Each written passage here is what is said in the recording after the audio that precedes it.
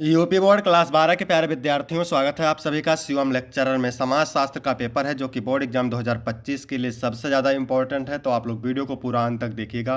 पूरा पेपर एकदम अच्छे से हल करके बताने वाले हैं। इस पेपर में जितने भी प्रश्न हैं, एक एक प्रश्न बोर्ड एग्जाम के लिए इंपॉर्टेंट है। तो आप लोग वीडियो को पूरा अंत तक देखिएगा। समय 3 घंटे 15 मिनट होता है मेरे प्यारे बच्चों, और पूर्णांक होता है 100 का। यहाँ पर थोड़ा सा निर्देश देख लेते हैं। निर्देश में क्या है? प्रारंभ के 15 मिनट परीक्षार्थियों को प्रश्न पत्र पढ़ने के लिए निर्धारित है। सभी प्रश्न अनिवार्य होते हैं। प्रत्येक प्रश्न के लिए निर्धारित अंक उसके सामने दिए गए हैं। प्रश्न संख्या 1 से 10 तक बहुविकल्पीय प्रश्न होते हैं, एक एक नंबर के। और प्रश्न संख्या 11 से 20 तक अति लघु उत्तरीय प्रश्न होते हैं, जिनका उत्तर आपको 25 शब्दों में देना रहता है मेरे प्यारे बच्चों। और प्रश्न संख्या 21 से 26 तक लघु उत्तरीय प्रश्न है, जिनका प्रत्येक उत्तर लगभग 50 शब्दों में देना है। और प्रश्न संख्या 27 से 29 तक दीर्घ उत्तरीय प्रश्न है, जिनका उत्तर आपको 150 शब्दों में देना है। तो सभी लोग वीडियो को लाइक कर देंगे, चैनल पर नए होंगे चैनल को सब्सक्राइब कर देंगे, वीडियो को शेयर कर देंगे। चलिए शुरू करते हैं। सबसे पहले बहुविकल्पीय प्रश्न। इसमें मेरे प्यारे बच्चों पहला क्वेश्चन है, निम्न में से कौन धर्म का स्वरूप नहीं है? वर्ण धर्म, आश्रम धर्म, कुल धर्म, पर धर्म। तो निम्न में से कौन धर्म का स्वरूप नहीं है? तो पर धर्म जो है ये धर्म का स्वरूप नहीं है, तो यही सही हो जाएगा। इसके बाद है दूसरा क्वेश्चन मेरे प्यारे बच्चों, भारत की पहली जनगणना किस सन में हुई थी? 1862, 1872, 1882, 1892। तो भारत की पहली जनगणना हुई थी 1872 में। 1872 बी ऑप्शन करेक्ट हो जाएगा।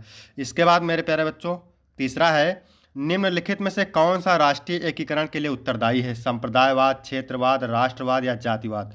तो यहाँ पर ऑप्शन सही हो जाएगा राष्ट्रवाद। जो राष्ट्रवाद है वो राष्ट्रीय एकीकरण के लिए उत्तरदायी है।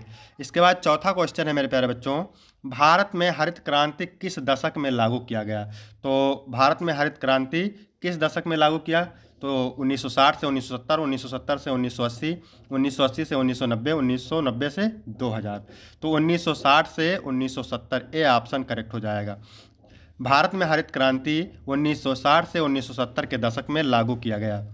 इसके बाद प्रश्न नंबर 5 है, पश्चिमीकरण की अवधारणा किसने दी है? डी.एन. मजूमदार ने, आर.के. मुखर्जी ने, सोरोकिन ने, एम.एस. श्रीनिवास ने। तो पश्चिमीकरण की अवधारणा दिया है एम.एस. श्रीनिवास ने। ठीक है, तो डी ऑप्शन करेक्ट हो जाएगा। इसके बाद 6 नंबर प्रश्न है, दहेज निरोधक अधिनियम कब पारित हुआ? 1955, 1956, 1961, 1984। तो दहेज निरोधक अधिनियम मेरे प्यारे बच्चों पारित हुआ 1961 में। ठीक है, यहाँ पर सी करेक्ट हो जाएगा।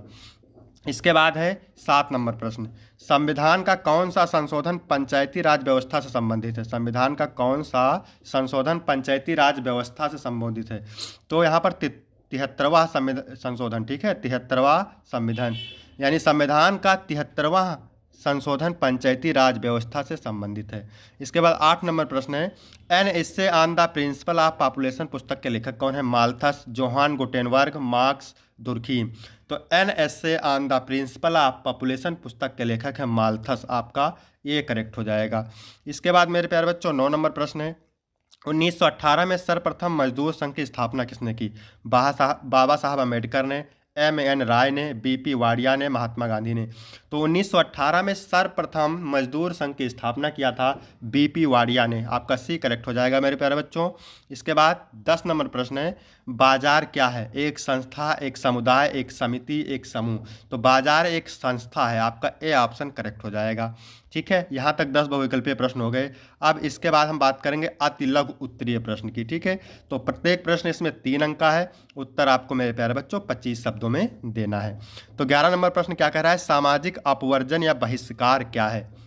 जितने प्रश्न हम बता रहे हैं, एक एक प्रश्न बोर्ड एग्जाम के लिए मोस्ट इंपॉर्टेंट है, तो सारे प्रश्न आपको तैयार जरूर करना है। सामाजिक अपवर्जन या बहिष्कार क्या है? तो सामाजिक अपवर्जन या बहिष्कार वह प्रक्रिया है जिसमें किसी व्यक्ति या समूह को सामाजिक, आर्थिक, सांस्कृतिक या राजनीतिक गतिविधियों से अलग थलग कर दिया जाता है मेरे प्यारे बच्चों। इसके बाद 12 नंबर प्रश्न मेरे प्यारे बच्चों क्या कह रहा है, नातेदारी के प्रमुख प्रकार लिखिए। तो नातेदारी के प्रमुख प्रकार निम्न हैं, रक्त संबंध। रक्त संबंध किसका होता है? माता पिता और भाई बहन का। वैवाहिक संबंध, पति पत्नी, ससुर और सास शामिल होते हैं। और कृत्रिम संबंध यानी गोद लिए बच्चे शामिल होते हैं। और सांस्कृतिक संबंध। इसके बाद मेरे प्यारे बच्चों 13 नंबर प्रश्न क्या कह रहा है, सांप्रदायिकता निवारण के लिए सुझाव दीजिए। तो सांप्रदायिकता निवारण के लिए शिक्षा को बढ़ावा, समानता पर आधारित कानून, सामाजिक जागरूकता, सांस्कृतिक समन्वय, धार्मिक सहिष्णुता यानी धार्मिक सहनशीलता और संवाद को प्रोत्साहित करना आवश्यक होता है। इसके बाद मेरे प्यारे बच्चों प्रश्न नंबर 14 है, क्या कह रहा है? भारत में जनजातियों की किन्हीं 3 विशेषताओं का उल्लेख करें। तो भारत में जनजातियों की प्रमुख विशेषताएं निम्न हैं। पहला है विशिष्ट सांस्कृतिक पहचान, दूसरा है प्राकृतिक संसाधनों पर निर्भरता, तीसरा है सरल सामाजिक संरचना और सामूहिक निर्णय प्रक्रिया। इसके बाद है 15 नंबर क्वेश्चन, क्या कह रहा है? साक्षात्कार पद्धति की सीमाएं बताइए। तो साक्षात्कार पद्धति की सीमाएं निम्नलिखित हैं। पहला है उत्तरदाताओं की पूर्वाग्रह पूर्ण या असत्य जानकारी, दूसरा है समय और संसाधनों की अधिक आवश्यकता, तीसरा है साक्षात्कारकर्ता के दृष्टिकोण का प्रभाव, है ना। इसके बाद 16 नंबर प्रश्न है मेरे प्यारे बच्चों, आधुनिकरण के 3 विशेषताएं। तो आधुनिकरण के 3 विशेषताएं निम्न हैं। पहला है वैज्ञानिक दृष्टिकोण, इसमें लिखेंगे परंपरागत मान्यताओं के स्थान पर तर्क और विज्ञान आधारित सोच का विकास, दूसरा है प्रौद्योगिकी का उपयोग, इसमें लिखेंगे प्रौद्योगिकरण, संचार और परिवहन में तकनीकी प्रगति। इसके बाद है तीसरा सामाजिक परिवर्तन, ठीक है, तो इसमें लिखेंगे जातिवाद, लिंग भेद, पारंपरिक रीति रिवाजों में बदलाव के साथ समानता और स्वतंत्रता पर जोर। इसके बाद है 17 नंबर प्रश्न मेरे प्यारे बच्चों, क्या कह रहा है? समाज में कानून की क्या भूमिका है? तो समाज में कानून की भूमिका निम्नलिखित है। पहला है व्यवस्था बनाए रखना, इसमें क्या लिखेंगे? अनुशासन और नियम लागू करना, दूसरा है समानता सुनिश्चित करना, इसमें लिखेंगे सभी को न्याय दिलाना, तीसरा है संघर्ष समाधान, इसमें लिखेंगे विवादों का शांतिपूर्ण निपटारा। इसके बाद है 18 नंबर प्रश्न, ये क्या कह रहा है? नगरीकरण के 3 विशेषताएं बताइए। तो नगरीकरण की विशेषताएं 3 निम्नलिखित हैं। पहला है घनी जनसंख्या, इसमें लिखेंगे शहरों में आबादी का बढ़ना, है ना। दूसरा है आधुनिक सुविधाएं, इसमें लिखेंगे शिक्षा, स्वास्थ्य, परिवहन में सुधार, तीसरा है आर्थिक गतिविधियां, इसमें लिखेंगे उद्योग, व्यापार और सेवा क्षेत्र का विकास। इसके बाद 19 नंबर प्रश्न में प्यारे बच्चों, सामाजिक आंदोलन किस उद्देश्य से उत्पन्न होते हैं? तो सामाजिक आंदोलन का उद्देश्य निम्नलिखित है, ठीक है।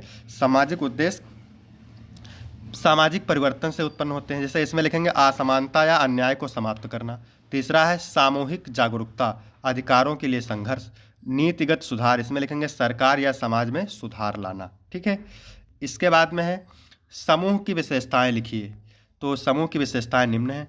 सदस्यों की सहभागिता, इसमें लिखेंगे विचारों और उद्देश्यों में समानता होनी चाहिए।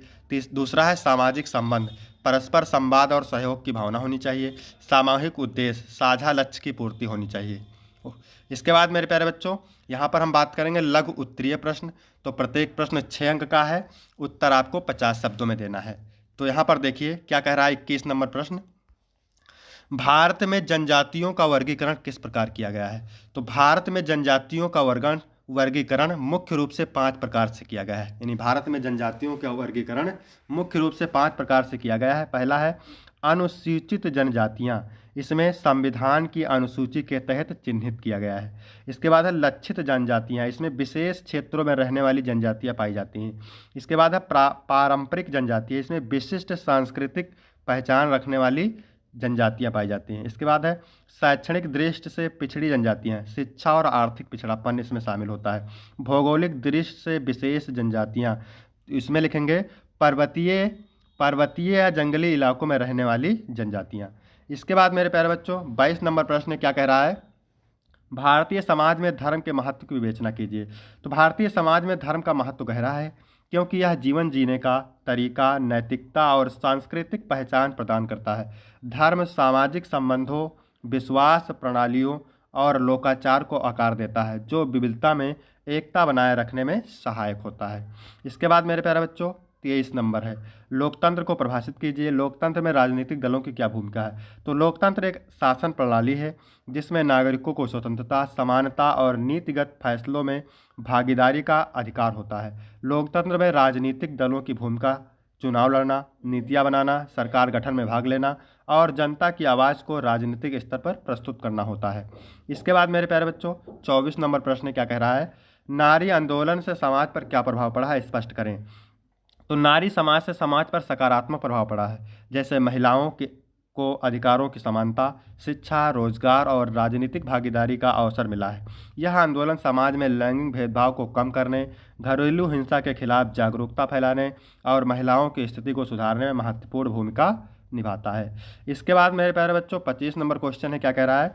उदारीकरण ने रोजगार के प्रतिमानों को किस प्रकार प्रभावित किया? तो उदारीकरण ने रोजगार के प्रतिमानों को आधुनिक तकनीक, वैश्विक प्रतिस्पर्धा और सेवा क्षेत्र के विस्तार के माध्यम से प्रभावित किया है। यह नई नौकरियों के अवसर प्रदान करता है, लेकिन साथ ही अस्थायी, गैर स्थायी रोजगार और कौशल की मांग को भी बढ़ाता है। इसके बाद मेरे प्यारे बच्चों 26 नंबर प्रश्न क्या कह रहा है? भूमिहीन कृषि मजदूरों के हितों की रक्षा करने के लिए सरकार ने क्या उपाय किए हैं? तो भूमिहीन कृषि मजदूरों के हितों की रक्षा के लिए सरकार ने निम्नलिखित उपाय किए हैं। पहला उपाय देखिए, महात्मा गांधी राष्ट्रीय ग्रामीण रोजगार गारंटी अधिनियम। इसमें इस अधिनियम के तहत उन्हें 100 दिनों की गारंटीकृत मजदूरी रोजगार प्रदान किया जाता है। दूसरा है भूमि सुधार आंदोलन। इसमें भूमिहीनों को पट्टे पर भूमि देने और बटाईदारी के अधिकार सुनिश्चित करने के उपाय किए गए हैं। इसके बाद है तीसरा, सामाजिक सुरक्षा बनाए सामाजिक सुरक्षा योजनाएं। प्रधानमंत्री श्रम योगी मानधन योजना और पेंशन योजनाएं और बीमा योजनाएं लागू की गई हैं। ठीक है, जन धन योजना कह सकते हैं, मानधन योजना। इसके बाद है कौशल विकास कार्यक्रम। इसमें कृषि मजदूरों को वैकल्पिक आजीविका के लिए प्रशिक्षण और कौशल विकास कार्यक्रम प्रदान किए जाते हैं। इसके बाद मेरे प्यारे बच्चों है विस्तृत उत्तरीय प्रश्न। ठीक है, तो उत्तर आपको 150 शब्दों में देना है और प्रत्येक प्रश्न 8 नंबर का है। सांस्कृतिक समुदाय से आप क्या समझते हैं? अपना मत दें। अथवा कृषि सामाजिक संरचना की व्याख्या कीजिए। इस पर वैश्वीकरण के पड़ने वाले प्रभाव का मूल्यांकन कीजिए। इसके बाद 28 नंबर क्वेश्चन है मेरे प्यारे बच्चों, भारत में अन्य पिछड़ी जातियों की प्रमुख समस्याओं की विवेचना कीजिए अथवा सामाजिक सुधार आंदोलन पर एक निबंध लिखिए। 29 नंबर है सामाजिक परिवर्तन में भारतीय संविधान की भूमिका की विवेचना कीजिए अथवा भारतीय समाज पर जनसंचार माध्यमों के प्रभाव का मूल्यांकन कीजिए। तो यहाँ तक वीडियो कंप्लीट होता है मेरे प्यारे बच्चों। वीडियो कैसा लगा? वीडियो अच्छा लगा तो वीडियो को लाइक करें, चैनल को सब्सक्राइब करें, शेयर करें और कमेंट करके ज़रूर बताएं। धन्यवाद।